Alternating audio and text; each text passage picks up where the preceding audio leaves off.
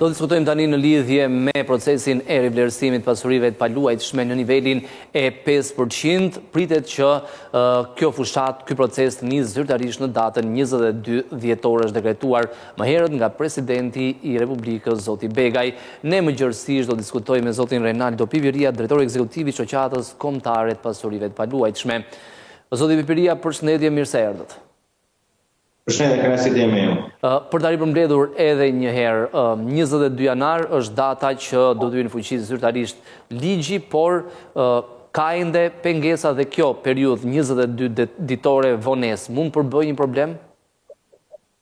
Në fakt përbëjë një problem për çdo i cili është përgatitur tashmë për të pasur pasurinë e vet, për të tregtuar pasurinë e vet apo për të blerë shtëpinë. Nga statistikat tona na rezulton që janë rreth 5500 kontrata premtim shitje ose shitje me kusht pratikisht për angazhime kontraktuale midis blerësve dhe shitësve në pritje të fillimit të procesit të rivlerësimit. Kështu që sa më shumë shtyhet, më tepër rritet presioni i treg, aq më tepër duhet kemi parasysh që një pjesë e këtyre kontratave janë me financim nga sektori bankar, kështu që pratikisht edhe sektori bankar në mes do janë kontrata të cilat kredie, të cilat do duhet të disbursohen. Në të njëjtën kohë përbën shqetësim sepse ne kemi kërkuar të gjithë kohës që në vend të 12 muajve të jetë shumë e gjatë procesi, periudha e rivlerësimit dhe procesi i rivlerësimit, kështu që do të bënte sens që ky 22 ditë që jemi duke humbur të mund të rekuperohet gjatë 2027-s, plus arsye pse përbën problem është e pakuptueshme shtimi presionit në treg nga ana e Ministrisë Financave dhe ASHK-s. Janë 18 muaj, pra një vit e gjysmë që kemi qenë duke punuar për këtë ligj, bashkë me Ministrinë e Financave dhe thuaç tani që prisë unë nuk i kam akoma uzimet gati, që për një proces i cili në fakt nuk është një proces i ri, por ka ndodhur 2011, ka ndodhur 2016, ka ndodhur 2020, praktikisht nuk është se po shpikim rrotën, po thjesht po japim një udhëzim përsëri për një fushatë rivlerësimi. Kështu që këto të tre faktorë, po them këto tre arsye, përbën një problem për tregun. Ka arsye që ende udhëzimi nuk është publikuar nga Ministria e Financave dhe ASHK-ja, sepse, sikur se e thatë edhe ju, eksperjenca ekziston, koha ka qenë në dispozicion për të bërë jo një udhëzim, por 10 udhëzime. Normalisht duhet të jetë Ministria e Financave që jep arsye pse nuk i ka gati këto udhëzime, dhe që Shqipëria pretendon që brenda 2027-s ketë mbyllur gjithë kapitullin e Bashkimit Evropian, pra duhet kemi një proces përpillimi dhe draftimit të ligjit dhe publikimit dhe futja në funksion shumë të shpejt se sa thjesht udhëzimi, kështu që është pa kuptim. Në të njëjtën kohë mendoj që në këtë situatë ne vetëm mund ta aludojmë, duke qenë se ka një heshtje nga Ministria e Financave, nuk ka një komunikim në gjithë të situatë, në gjithë të presion që ka tregu. Atë që unë aludoj është gabimi që ka bërë Ministria e Financave që procesin e rivlerësimit e ka atashuar me procesin e metodologjisë re për vendosjen e çmimeve të referencave në treg. Por praktikisht Ministria e Financave ka thënë do dalin referencat e reja dhe më pas do të vijë në funksion rivlerësimi, duke që ka një ngërç me referencat e reja, nuk e di pse ka një ngërç me referencat e reja, por duke qenë se ka një vonesë nga referencat e reja, ndoshta kjo është arsye pse Ministria e Financave mban akoma on hold, akoma në pritje, akoma në presion tregun pa futur procesin e rivlerësimit. Ne sugjerojmë shumë që do të jenë dy hallka të ndara, dy tema të ndara. Në fakt, ligji i rivlerësimit është totalisht i ndarë nga referencat e reja, qoftë edhe nga ana ligjore, nga ana e Lisbonës, kështu që sugjerojmë shumë që deri në datën 22 Ministria të dalë me udhëzimin e ri dhe tregu të fillojë të funksionojë me procesin e rivlerësimit. Problemet në lidhje me referencat e reja në çfarë aspekti janë, Renaldo? Në aplikimin e tyre nga institucionet përkatëse? Mendoj e para vetë procesi vendimar për referencat e reja besoj që ka qenë i gabuar dhe mbështetur mbi një treg i cili nuk ka reflektuar realitetin, me statistika që nuk ka reflektuar realitetin 100% ashtu siç duhet. Në të njëjtën kohë besoj që ka një lloj ndjeshmërie sepse me futjen e referencave të reja, e para pasuritë e paluajtshme do të taksohen më tepër, por në të njëjtën kohë nuk kemi pasuri paluajtshme vetëm për individ, por kemi pasuritë paluajtshme të kompanive, të korporatave. Në të njëjtën kohë kemi dhe pasuritë paluajtshme të cilat do të prodhohen nga proceset të ndërtimit të zhvillimit të pronave, siç janë lejet e ndërtimit. Kështu që nuk është e lehtë për të rritur me një të rënë të lapsit referencë, se ka shumë interesa në mes dhe mund të ketë reagime nga disa drejtime, nga disa sektorë. Kështu që prandaj edhe Ministria ndoshta është duke nguruar dhe duke treguar pak më matur për futjen në funksion të referencave të reja, sidomos për te Tiranës, po themi për zona që kanë interes të madh ekonomik dhe nga ana e zhvillimit dhe turistik, siç është pjesa e Bregdetit të Shqipërisë. Kështu që kjo lloj lëvizje shkakton reagime, ndoshta shkakton edhe po themi tension midis sipërmarrjes edhe ekzekutivit, dhe në këtë mënyrë vonohet edhe gjithë procesi i vlerësimit. Prandaj kemi thënë që ka qenë gabim, nuk duhet të ishin të dyja proceset të lidhura bashkë. Madje ne kemi sugjeruar gjatë gjithë kohës që të jetë procesi i vlerësimit, që të mbledhen sa më shumë të dhëna të sakta reale nga tregu, dhe më pas të kalojmë në një hap të dytë me rritjen e çmimit të referencës, pasi të jetë parë se si ka lëvizur tregu në tërësinë e vet. Një ndër propozimet tuaja, kam përshtypjen ndër më kryesoret, nuk u mor parasysh ai për një diferencim mes bizneseve dhe individëve, 5% për bizneset, 3% për individët, sepse bizneset, sikur se i keni thënë edhe ju, kanë mundësi ta deklarojnë si shpenzim të zbritshëm, ndërsa për individët është e pamundur. Është vërtet nuk është marrë parasysh, e kemi thënë disa herë, ka qenë disa, po themi në gjithë proceset draftimit të ligjit të rivlerësimit, Ministri i Financave ka bërë disa gabime në kërmështimin tonë. E para ishte lidhje e rivlerësimit me çmimin e referencës, e dyta ishte trajtimi i individëve njësoj si bizneset. Kështu që na vjen keq që vërtet nuk është marrë parasysh, ne i themi qytetarëve sido që të jetë le të kursejmë pak më tepër dhe le të mundohen të hedhin paratë e tyre, kursimet e tyre në procesin e rivlerësimit, sepse nuk do të ketë tolerime fiskale, përjashtime apo lehtësi fiskale, të paktën me sa ne kuptojmë të gjithë diskursin e ekzekutivit deri në fillim të 2028. Pra po themi për këto 2 vite, 2026-2027, ne nuk shikojmë një vullnet nga ekzekutivi për të sjellë ashtu si sillet çdo vend tjetër që është pjesë e kontinentit të Evropës apo që dëshiron të jetë pjesë e Bashkimit Evropian, pra ashtu si sillet Bashkimi Evropian, nuk ka një vullnet për të lehtësuar barën fiskale ndaj individëve për sa i përket transaksioneve pasuritë e paluajshme, kështu që vetëm shpresë ngelet të marrim këtë që sot është e aprovuar, të marrim këtë që qeveria na ka hedhur në tavolinë, që është 5% që ta përdorim sa më tepër për lehtësinë e strehimit.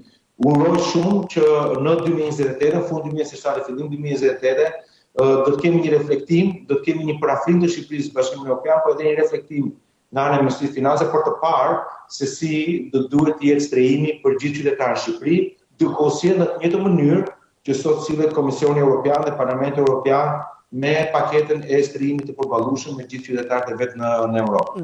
Nevojitet, Renaldo, një paketë me gjërë gjithëpërfshirëse dhe jo vetëm thjesht ulja e tatimin mbi fitimin kapital nga 15% që është aktualisht mbase në 7 apo 8%, pra përveç saj, nevojitet një reformë shumë e madhe? Unë mendoj që po, megjithatë më lejoni të kthem vetëm një fjalim më përpara, nuk e di pse ka një artikulim nga mediat që ndoshta nuk e di, vjen ndoshta e sugjeruar dhe nga ekzekutivi, gjithmonë reduktimi i tatimit mbi fitimin kapital nga 15% në 7-8%. Jo, 7-8% është shumë. Nëse ne duam të jemi pjesë e Bashkimit Evropian dhe duhet të sillemi si Europian, shtëpia e parë duhet të jetë 0, banesa parsorë duhet të jetë 0. Nëse ti nuk je duke spekuluar në treg, nëse ti nuk je thjesht një tregtar pasuritë paluajshme, nuk po bën një biznes me pasurinë e paluajshme, pra je një thjesht familje e shtresës mesme, familje thjesht që po merr një pasuri dhe po jeton aty, po jeton për 2, 3, 5 apo 10 vite, atëherë vjen keq. Nuk ka nevojë që të trajtohet as me 7 as me 8, po duhet trajtohet ashtu siç është trajtimi për një shtet të Bashkimit Evropian, që është 0% për banesën e parë. Dhe në atë moment, për shkak të dinamikave të jetës, kur ti duke je i sforcuar, je detyruar të dalësh nga banesa jote, ta shesës dhe të shkosh në banesë tjetër, po këto e bëm brenda 2 vjeçarit, pra brenda 2-3 viteve, jo brenda 5 viteve, pra nuk i plotson dot kushte për të përshtuar totalisht, prapë do duhet të jetë të merret në konsiderat të gjithë kostot që ti ke pasur për marrjen, rinovimin dhe zotrimin e kësaj shtëpie. Kështu që unë do desha që media, të paktën media që është partneri kryesor i shtresës mesme në Shqipëri, ta heqë nga fjallori 7-8%. Mund të interesojë ekzekutivi 7-8%, mund të interesojë shtresës në Shqipëri 7-8%. As 2-3, le të bëjmë siç bëhet në gjithë Europën, 0% për banesën parsorë.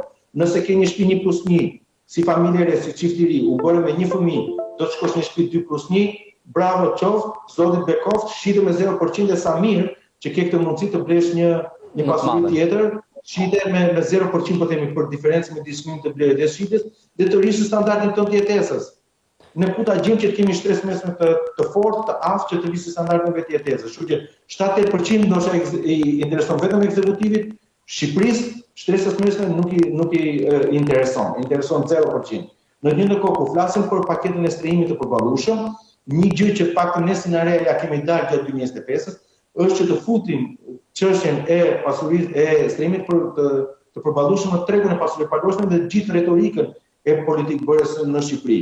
Nëse shikojmë konferencën e fundit të kryeministrit në 2025 ka pasur një pjesë që është dedikuar strehimit të përballueshëm. Dhe unë besoj që gjithë paketa e strehimit të përballueshëm dhe vërtet ja sugjeroj ekzekutivit të mund të merret në 2026 me gjithë pjesën e strehimit të përballueshëm si një paketë totale, jo vetëm pjesën e tatimit 15 në 0% apo 15 në 5% siç e kemi aktualisht, por të gjithë procesin e marrjes së një shtëpie nga një shtresë mesme që nuk e përballon, që ka të bëjë me përjashtimin e taksave, po themi në një moment kur ka blerës së parë apo shitës për herë të parë në tregun e pasurisë të përballueshme, përjashtimin e kostove që kanë të bëjnë për kalimin e tij kryesisht, qoftë edhe shtimi i kredive të buta, po qoftë edhe projektet, siç janë projektet në Perëndim, partneritete publike private midis sistemit financiar, pra bankës, ekzekutivit, ndërtuese, për projekte që kanë të bëjnë me strehimin e përballueshëm, pra për shtëpi, jo luksi,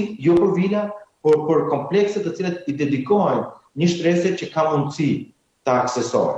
Pra një shtrese që sot nuk e akseson dot tregun, por t'i krijon projekte të dedikuara, lagje të dedikuar për ashtë shtresë të cilat nuk ka mundësi të aksesojë tregun e shtrenjtë të Tiranës sot, por të mund të aksesojë një strehim të përballueshëm. Kështu që nuk bëhet fjalë vetëm për një komponent, por bëhet fjalë për një mendësi se si ne sillemi me strehimin e përballueshëm, bëhet fjalë për një lehtësi të gjithë procesit taksimit, nga transaksioni tek kalimi i pronësisë, tek taksat, tek incentivimi i këtyre sipërmarrjeve të cilat janë gati të ofrojnë një produkt të përballueshëm për shtresën e mesme. Patjetër që është një politikë padyshim sociale dhe do vëmendjen e ekzekutivit, por në anën tjetër, Reinaldo, ata që merren që bëjnë tregti të mirëfillt, e kanë kthyer në biznes, si duhet trajtohen gjithmonë në aspektin fiskal nga ana e qeverisë shqiptare? Duhet të trajtohen ngjashëm me një entitet tregtar. Pra 15% dhe 8%, 23% tatim mbi të ardhmë. Praktikisht, domethënë, unë besoj shumë që kur ti fillon dhe merresh me tregtinë e pasurive të paluajshme, nuk je më një biznes i vogël, pra edhe atë fashën e përjashtuarit deri në 31 dhjetor të 2029-s praktikisht e kalon, sepse vetëm transaksioni pasurive të paluajshme është turnover çarkullim mbi 100.000 euro. Pra mesatarisht sot një pasuri e paluajshme është 130.000 euro e sipër. Pra në një moment kur ti fillon të bën tregtim me pasuri të paluajshme, vjen keq të duhet të jesh si çdo biznes tjetër, duhet të tatosh 15%. Madje mund të ketë sektor të caktuar dhe mund të ketë vende në Europë të cilët e tatojnë më tepër, megjithatë unë po them personalisht besoj te tatimi i unifikuar për të gjithë sektorët ekonomisë që mund të mos ketë madje edhe pa përshkallëzime që mos ketë devijime dhe mos ketë joshe për ta shmangur.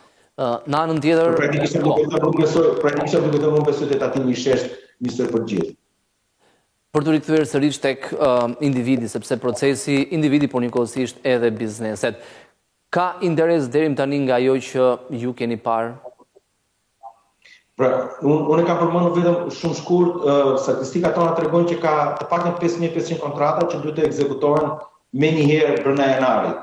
Që dyshoj me këtë ngadalësim të publikimit, të draftimit dhe publikimit të udhëzimit përbashkët, Ministri i Financave SHK, dyshoj që do ja dalin gjatë janarit, por deri në fund vitit kemi pasur 5500.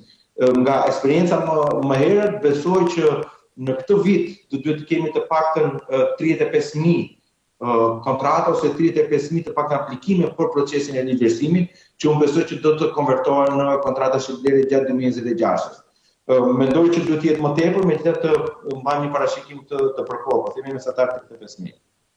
Ndërkohë në anën tjetër, kush duhet ta bëjë rivlerësimin? Të gjithë apo ata që kanë ndërmend ta shesin? Sepse një pjesë e mirë nuk kanë ndërmend ta shesin as sot, as pas nesër. Mendoj që kushdo që ka mundësi të bëjë procesin e rivlerësimit duhet ta bëjë. Nuk ka një garanci, nuk ka një siguri që në të ardhmen do të jenë tatimet më të ulta. Pra nuk ka një shenjë. Ka pasur një deklaratë të Ministrit Financave në një nga takimet me sektorin e biznesit në dhjetor të 2025 që Ministri i Financave nuk e ka në lupën e vet apo në radarin e vetë rishikimin e tatimin mbi fitimin kapital gjatë këtyre viteve, çka është një mesazh për shqiptarët që vjen keq, ju do të vazhdoni të paguani të keni një bartë rënë fiskale kur tregtojnë pasuritë e paluajshme nga 31 marsi 2027 e vijim, po themi kur përfundon procesi i vlerësimit, ose le të themi nga 1 janar 2027 e vijim, për ata që nuk e kanë kapur 31 dhjetorin e 2026-s. Po ka pasur një gjysmë deklaratë që shikon ne po përpiqemi ta parafrojmë legjislacionin tonë me Bashkimin Evropian. Fatkeqësisht Bashkimi Evropian nuk ka një legjislacion, nuk ka një direktivë të unifikuar për çështjen e streamingit. Ka një vullnet politik dhe hapa politik për të adresuar streamin e përballueshëm, po akoma nuk ka një direktivë. Kështu që nëse lexojmë 1-2 fjali nga Ministri i Financave, kuptojmë që shqiptarët do duhet pagojnë shumë për tregtimin e pasuritë e paluajshme, tregtimin e tyre pasuritë paluajshme nga 1 janar 2027 edhe në vijim. Kështu që prandaj unë jam duke thënë që le ta bëjmë kush ka mundësi dhe kush ka mundësi për të bërë investimin dhe për paguar tatimin, sepse nuk ka një garanci që do të vazhdojë të funksionojë në të ardhmen. Pavarësisht nëse ke ndërmend ta tregtosh pasurinë e paluajshme apo jo në 2027, 2028, 2026 apo në vijim, sugjerojmë shumë që të kryhet për të shpëtuar tatimin në vijim. Ndërkohë, edhe një pyetje, Rinaldo, në lidhje me paqartësitë që realisht kanë qytetarët në rastet e rivlerësimit, mund të korrigjohet njëkohësisht edhe sipërfaqja e një banese, sepse është rast konkret dhe njëkohësisht paqartësi nga ana e qytetarëve. Gjithmonë nëse keni informacion. Mendoj që janë dy procese të ndara. Pra, rivlerësimi është një proces, korrigjimi është proces tjetër. Çfarë do të sugjeroja? Unë do sugjeroja që të ndodhi rivlerësimi, duke qenë se është më i shpejt, të vendoset vlera e tregut në kartën e pasurisë dhe më pas të mendosh për korrigjimin ose më pas të mendosh për tregtimin e pasurisë paluajshme. Pra, do të thotë që shfrytëzoni kohën për të marrë atë që ju ka dhënë ekzekutivi deri në 31 dhjetor të 2026. Dhe më pas shikoni korrigjimin apo tregtimin. Sido që për këdo i cili do të tregtoj pasurinë paluajshme gjatë 2026 për ta qartësuar për shkak se kemi pasur edhe një pyetje nga qytetarët, hapi i parë është rivlerësimi, hapi i dytë është tregtimi i pasurisë apo ndryshimi i tipit të procesit në momentin që kemi kontrata shitblerje. Që gjithkohë ne sugjerojmë duke ditur që sistemi i referencave, i çmimit të referencave për pasurinë paluajshme në Shqipëri apo çmimi fiskale është i bazuar mbi një realitet të deformuar, pra është një vendimarrje gjysmë saktë. Ne sugjerojmë shumë që të kontraktohet një vlerësues i pasurisë paluajshme, të bëjë një raport vlerësimi dhe të gjeni vlerën reale në treg të pronës dhe ta vlerësoni sipas vlerës reale në treg dhe ose sipas çmimit të referencës. Vërtet mund të duhet që të pagojmë pak më tepër taksa sot, por një pagesë taksave sot është kursim i tatimit në momentin kur doni të tregtoni pasurinë tuaj. Këtë do pyesja, është proces që bëhet gjithmonë nga ata që janë të licencuar, janë ekspert për të pjesë. Një individ, kam përshtypjen, nuk mund ta bëjë dot vetë këtë proces rivlerësimi me njohuri bazike. Mund ta bëj vetë, por do të shkojë deri në nivelin e çmimeve fiskale. Pra, aplikon nëpërmjet Jellbenjës në ASHK dhe i thuat lutem prona ime më vendos vlerën sipas çmimit fiskal. Çmimi fiskal në Shqipëri janë 20-30% larg realitetit. Të paktën 20-30%. Kështu që prapë ke fituar diçka, por nuk e marr maksimumin e përfitueshmërisë që të jep procesi i vlerësimit. Prandaj sugjeroj shumë që të merret një vlerësues, të vlerësohet prona të aplikohet në ASHK. Në momentin që nuk doni thjesht përfitoni pjesërisht nga procesi i vlerësimit, atë thjesht aplikoni drejt për drejt në ASHK. ASHK ju thotë sa vlen prona sipas çmimit fiskale, paguani faturën edhe shkoni deri në atë nivel. Por kur ta tregtoni nesër, pjesa që do të pagoni tatim do të jetë pak më e madhe dhe në total volumi do të jetë më i madh. Sepse diferenca midis çmimit fiskal dhe çmimit të shitjes tashmë është 20-30%. Mendoni pas 2, 3 apo 5 vite se sa do të jetë. Dhe për ta mbyllur me një çështje që ne cekëm pak për gjatë bisedës, banesat përballueshme për shtresën e mesme në vendin tonë. Altaksi ka bërë një studim në lidhje me këtë çështje që është përndar edhe nga Narea në rrjetet sociale. Normalisht, një banesë mesatare 80, 90 apo 100 metra, jo në qendër, por në zonat periferike, aktualisht është e vështirë për të blerë nga një çift i ri që synon të ndërtojë jetën në kryeqytet. Sa duhet të shpenzojë një familje në mënyrë që ta përballojë kostin e një kredie për blerjen e një banese? Po, besoj nëse flasim për një banesë e cila është 130.000 euro, nëse do të marri, po themi, 80% kredi, bie që të futet 100.000 euro kredi. 100.000 euro kredi, qoftë edhe për 20 vite, i bie mesatarisht vetëm principali, të jetë diku tek 5.000 euro në vit, kështu i bie 400 euro të jetë vetëm principali. Po të futesh dhe interesin, patjetër që shkon 600-700 euro kësti kredis, që fatkesisht nëse do të flasim me pagën mesatare në Shqipëri, i bie që 50% e të ardhura, ato që deklaron një stati, 50% e të ardhura të shkojë për shtrihimin. Ndërkohë që vetë Bashkimi Evropian është duke u alarmuar për shkak se 40% e të ardhurave mesatare të shtetave të Bashkimit Evropian shkon për shtrihimin. Pra normalisht nuk duhet të kalojë 35%. Pra normalisht nuk duhet të kalojë 35%. Kështu prandaj ne themi duhet të ndërhyjmë, të krijojmë një produkt i cili nuk shkon 130.000 euro, por një produkt i cili shkon jo më shumë se 100.000 euro. Që ky produkt 100.000 euro me një pjesë të kushtimeve që mund të ketë kjo familje e re, që mund të ketë 10 vite që është në tregun e punës, po flasim për 32, 33 vjeçar, po 35 vjeçar, të ketë mundësi të marrë një kredi 80% dhe të mund të konsumojë jo më shumë se 35% të ardhurave të veta. Pra, normalisht do të shikojmë dhe këtu po flasim për kredim, pa folur për ngrohje, për ftoje, pa folur për pjesën tjetër që kanë nevojë një shtëpi. Pra ne mendoj që është më kompleks diskutimi. Diskutimi do duhet të shtrohet, a kemi ne sot shtëpi të pabanuara në Tiranë, po kemi shtëpi të pabanuara në Tiranë. Sa do të qoftë, në shtëpitë e emigrantëve që jetojnë nëpër Gjermani apo kudo në Europë dhe sot e kanë të pabanuar. Hajde gjejmë një politikë që të nxisim që këto shtëpi dalin treg. Këto shtëpi dalin treg për qirana faxhate, këto shtëpi dalin treg për të shitur. Hajde të kemi ca elemente fiskale që incentivojmë. Hajde të shikojmë cilët janë këto shtëpi që janë ndërtuar para vitit 90, të cilët sot po rinë mbyllur. Cilët janë këto shtëpi që mund të jenë vërtet më të lira, por më të amortizuara dhe hajde ndihmojmë të familjen e re që të mund ta rinovojë. Sot mund të kesh shtëpi ekonomike, të cilët janë pallate të kohës të komunizmit, para viteve 90. Por ato kanë një problem madh, ti vërtet e blen lirë, por nuk e ngron dot, nuk e fton dot. Dhe kjo varfëri termike, pak në terminologjinë e Bashkimit Evropian, varfëri e energjisë, ka një problem madh, sepse nëse ti nuk e ngron, nuk e fton, do thotë që ti je duke shtrënguar dhe duke ulur standardin tënd jetese. Nuk po ushqesh mirë, sepse do duhet të ngrohesh dhe të ftohesh shtëpinë. Prandaj diskutimi për shtëpi përballueshme nuk është vetëm sa është çmimi mesatar, po sa janë taksat, çfarë ndodh me qelana faxhat, çfarë ndodh me pronat që duhen rinovuar.